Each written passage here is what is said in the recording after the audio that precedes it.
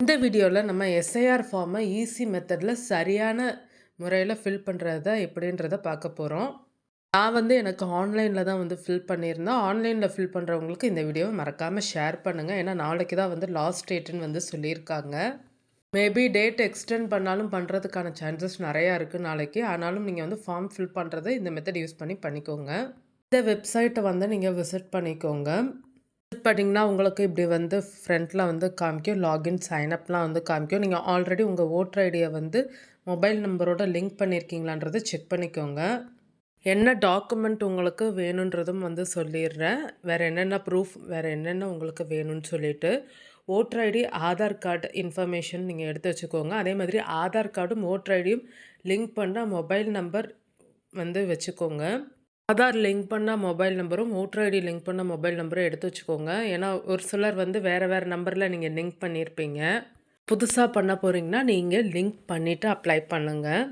உங்களுடைய election booth location, உங்களுடைய பாராளுமன்ற சட்டமன்ற தொகுதியோடைய டீட்டெயில்ஸ் எல்லாம் நீங்கள் தெரிஞ்சு வச்சுக்கோங்க.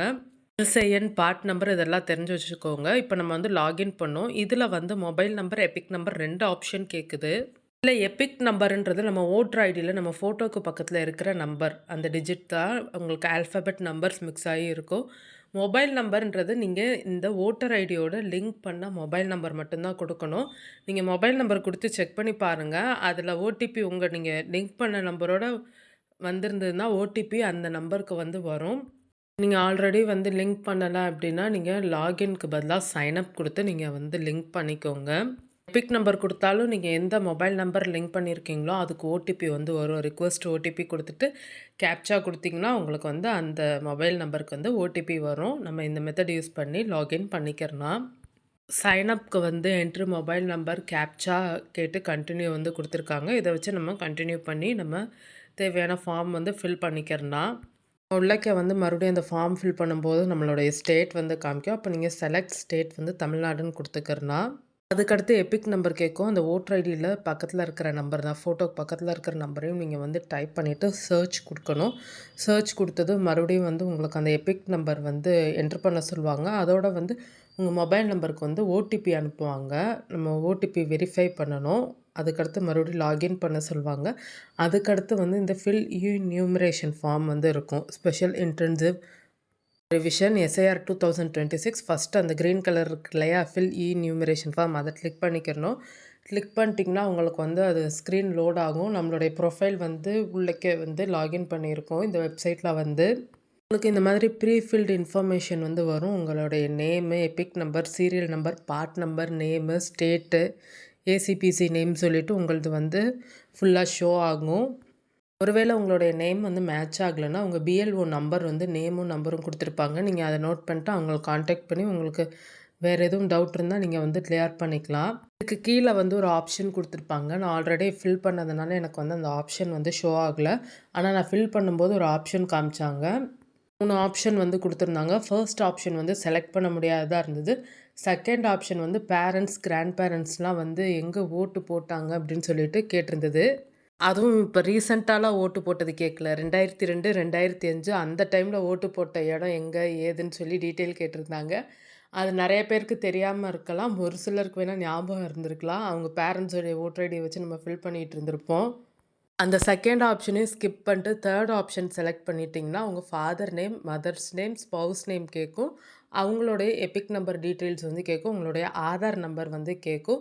அதோட முக்கியமான விஷயம் உங்களுடைய professional photo, passport size photo background ப்ரொஃபஷ்னலாக இருக்கணும். அந்த ஃபோட்டோ 2 MBக்குள்ளே இருக்கணும். அதை அப்லோட் பண்ணுறது மாதிரி இருக்கும். இந்த ஃபோட்டோ பாஸ்போர்ட் சைஸ் ஃபோட்டோவுக்கு நீங்கள் எப்படி ஸ்டுடியோவில் போய் எடுப்பீங்களோ அந்த மாதிரி இருக்கணும். அந்த ஃபோட்டோ 2 MBக்குள்ளே இருக்கணும். அதை அப்லோட் பண்ணும்போது உங்களுக்கு சில நேரம் அது எடுக்கலைன்ற மாரி காமிக்கும். ஆனால் நீங்கள் அப்லோட் பண்ணிவிட்டு சப்மிட் கொடுத்துருங்க. சப்மிட் ஆனதும் உங்களுக்கு மெசேஜ் வரும். ஒருவேளை நியூமரேஷன் ஃபார்ம் ஆன்லைனில் நீங்கள் ஃபில் பண்ணுறதுக்கு லிங்க் பண்ணணுன்னா இதை நீங்கள் லிங்க் பண்ணுறதுக்கு உங்களுக்கு ஆப்ஷன்ஸ் கொடுத்துருப்பாங்க. உங்கள் மொபைல் நம்பரும் ஓட்டர் ஐடியும் லிங்க் பண்ணனா நீங்கள் ஃபார்ம் 8 ஃபில் பண்ணி லிங்க் பண்ணிக்கிறனா.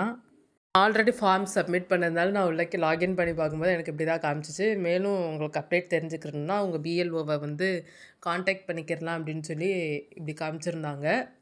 உங்களுடைய ஃபார்ம் சப்மிட் ஆயிடுச்சுன்னு சொல்லிட்டு இப்படி ஒரு மெசேஜ் வந்துரும். இதில நீங்க வந்து டவுன்லோட் ரெசிப்ட் குடுத்துக்கிறலாம். நீங்க எந்த மொபைல் நம்பரோட லிங்க் பண்ணீங்களோ, அந்த மொபைல் நம்பருக்கு உங்க எபிக் நம்பர் போட்டே ஒரு மெசேஜ் அனுப்பிச்சுருவாங்க. இப்படி ஒரு மெசேஜ் உங்களுடைய மொபைல் நம்பருக்கு வந்து வந்துரும். உங்க மொபைல் நம்பர் வந்து ஆக்டிவா இருந்தாலும் சரி, ரீசார்ஜ் பண்ணி ஆக்டிவா இருந்தாலும் சரி, இல்லனாலும் சரி, இந்த மெசேஜ் வந்து கன்ஃபர்மேஷன் மெசேஜ் வந்து கண்டிப்பா வரும். அந்த ஃபார்ம்க்கு ஃபோட்டோ அப்லோட் பண்ணும்போது மல்டிபிள் இன்ஸ்டன்ட் டைம்ஸ் அப்படின்னு சொல்லிட்டு ஏதோ ஒண்ணு காமிக்கும். டைம் அவுட் ஆற மாரி காமிக்கும்.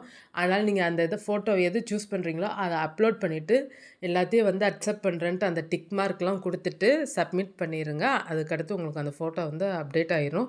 ஏன்னா ஃபார்ம் சப்மிட்டட் சக்சஸ்ஃபுல்லின்னு இப்படி வந்துரும் உங்க மொபைல் நம்பருக்கு. அதனால நீங்க அது ஃபெயில் ஆயிடுச்சுன்னு நெனச்சுட்டு நீங்க பண்ணாம இருக்க வேண்டாம். அது அப்படிதான் வந்தது எனக்கு.